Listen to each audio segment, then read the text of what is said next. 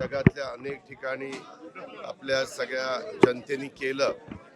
10 दिवस बघता बघता कसे निघून गेले ते कुणाच्या लक्षात देखील आलं नाही. इतके सगळे तल्लीन होऊन या गणेशोत्सवामध्ये सहभागी झालेले होते. आता आजचा दिवस आहे, हा वेळेमध्ये गणेश विसर्जन मिरवणूक व्हावी याकरता सर्वांनी मदत करावी, सहकार्य करावं. आज मला इथं बोलवण्यात आलेलं होतं की अभिषेकाच्या निमित्तानं मी सकाळीच आलो, अभिषेक केला. सगळीकडं सुख शांती नांदावी अशाच प्रकारे गणरायाला प्रार्थना केली. सगळ्यांच्या मनामध्ये जे काही त्यांच्या इच्छा आकांक्षा असतात त्या पूर्णत्वाला जाव्यात.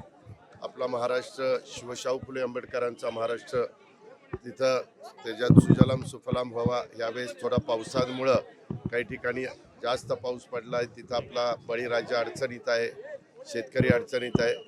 परंतु एकंदरीतच त्याच्यातनं त्याला बाहेर पडण्याच्या करता पूर्णपणे शासन प्रयत्नशील आहे. पण अतिशय आनंदात हे 9 दिवस गेलेले आहेत. आजचा 10वा दिवस पण सगळ्यांनी शांततेने कुठंही गालबोट न लागून देता ही मिरवणूक पार पाडावी. त्याच्यात सर्व जनतेने सहकार्य करावं.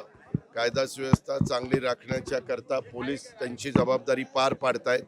परंतु जबाबदार नागरिकांनी जनतेने पण आपलं आपलं काम योग्य पद्धतीनं पार पाडलं तर ह्या गणेशोत्सवाचा आज विसर्जनाचं पण अतिशय चांगल्या पद्धतीनं सगळ्या गोष्टी घडतील. बाप्पाला हेच मागितलं की सगळीकडं सगळ्यांच्या तुमच्या मनात जे आहे ते मनासारखं हो, इतरांच्या मनात जे आहे ते मनासारखं त्यांचं हो. त्याच्यामध्ये हे बघा, हे तुम्ही ना प्रत्येक वेळेस काहीतरी काढता. आजच नाही, ज्या ज्या वेळेस अशा प्रकारच्या महत्त्वाचे उत्सव असतात, सण असतात आणि प्रचंड मोठ्या प्रमाणावर तुमच्या माझ्या महाराष्ट्रातले नागरिक किंवा जनता त्याच्यामध्ये सहभागी होते, त्यावेळेस पोलीस यंत्रणेला त्यांचं काम करावं लागतं. ते त्यांचं काम व्यवस्थितपणे पार पाडतील. आमचा पोलीस यंत्रणेवर विश्वास आहे. आपण सगळ्यांनी सहकार्य करावं अशी विनंती.